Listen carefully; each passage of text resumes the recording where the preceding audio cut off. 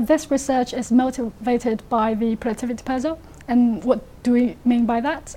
We know that in the UK, for the past few years, output has been growing very slowly or has stagnated for quite a long time since the recession.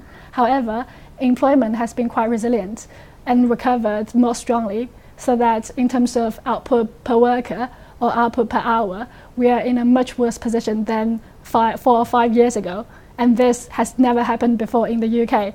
In the early 80s and 90s recession, employment took a big hit, and therefore labour productivity, as measured by output per worker or output per hour, did not fall as much. In fact, they kept growing then.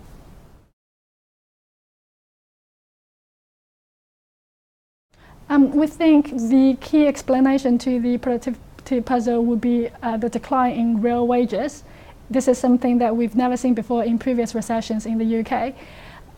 But this is not a complete answer, because we have to explain why wages have fallen this time and not before. In the working paper, we've investigated 3 possibilities and ruled out 1. And the remaining 2 are an increase in labour supply and changes to labour market institutions.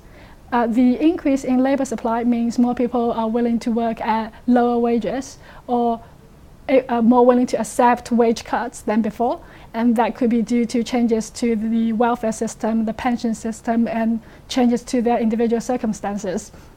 The labour market institution story is about changes in the way that wages are bargained or contracts are written. So, for example, we have fewer collective bargaining agreements, and we have more flexible contracts, temporary contracts. This may mean wages are now more flexible. Firms may be able to reduce wages and hours more easily than in the past.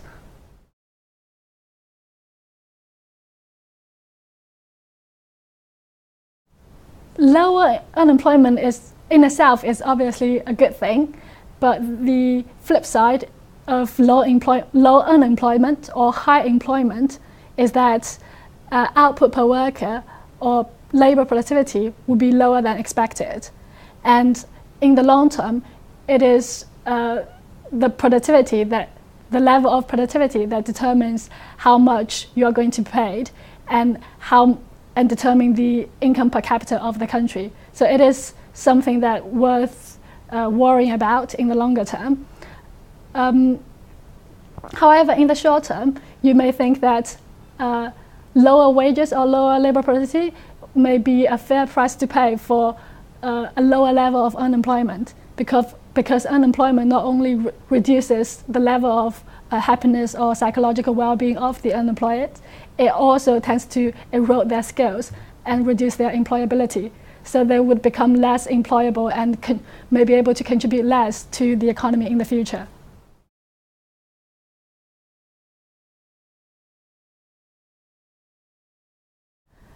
What we know from the aggregate picture is that labour productivity has fallen in the economy as a whole.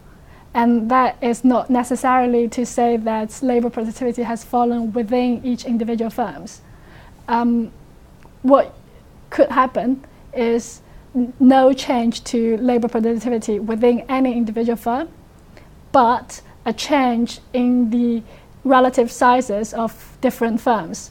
For example, if you've got higher productivity firms exiting the market, or lower productivity firms increasing their share of the market, then you would get a reduction in aggregate productivity, even though there has been no change to any productivity within any single firm.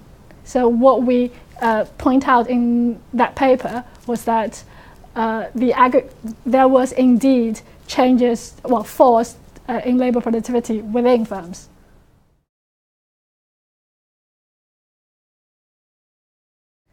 What we find is that small and medium-sized firms do react very differently than large firms to the demand force.